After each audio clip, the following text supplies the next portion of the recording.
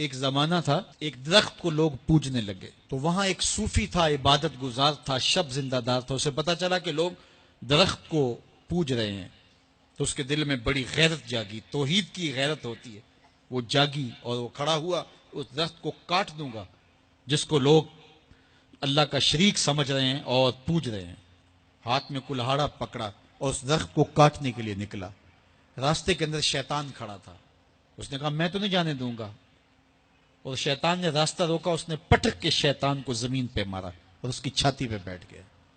شیطان بہت مکار ہے اور وہ ہر ایک کو ایک طریقے سے نہیں لوٹتا، اس کے بڑے مکر و فریب اور دجل و تلبیسات ہیں.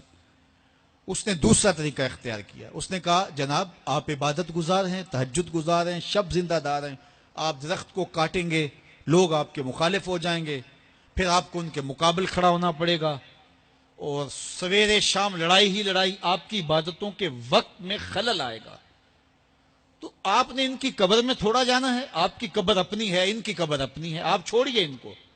اور ساتھ ہی کہا کہ جب آپ مصلی اٹھایا کریں گے تو نیچے سے ایک درہم مل جایا کرے گا آپ کو، تو آپ اس سے اپنے کھانے پینے کا انتظام کر لیا کریں گے اور آپ فارغ البال بھی ہو جائیں گے.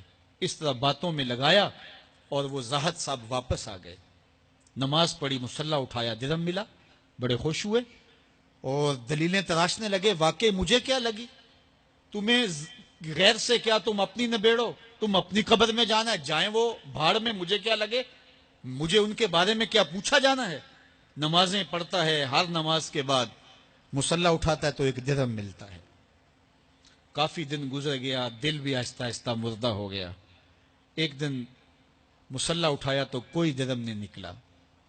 پھر دوبارہ کلہاڑا اٹھایا، اٹھا، رستے میں پھر شیطان کھڑا تھا. کہا کدھر جا رہے ہو؟ کہا درخت کو کاٹنے جا رہا ہوں. شیطان نے کہا میں تو نہیں جانے دوں گا. اس کو تجربہ تھا کہ میں اس کو پٹک کے زمین پہ مارا تھا، یہ میرے سے طاقتور تو ہے ہی نہیں. اس نے پھر گریبان سے پکڑ لیا. شیطان نے پٹک کے زمین پہ مارا اور چھاتی پہ بیٹھ گیا. وہ زاہد صاحب پریشان ہو گئے، شیطان کو کہنے لگے کہ یہ کیسے ہوا، میرا تو تجربہ ماضی کا یہ تھا کہ میں طاقتور ہوں، تم کمزور ہو، لیکن اب تم نے پٹک کے مجھے زمین پہ مارا. تو کہا صاحب اس دن تم اللہ کی رضا کے لیے جا رہے تھے، آج تم درہم کے لیے جا رہے ہو. تو جب عمل میں خلوص نہیں رہتا تو پھر عمل نہیں رہتا، عمل میں قوت نہیں رہتی، پھر سجدے بے روح ہو جاتے ہیں، نمازیں بے ذوق ہو جاتی ہیں، صفیں کج دل پریشاں، سجدے بے ذوق کہ وہ جذب اندروں باقی نہیں.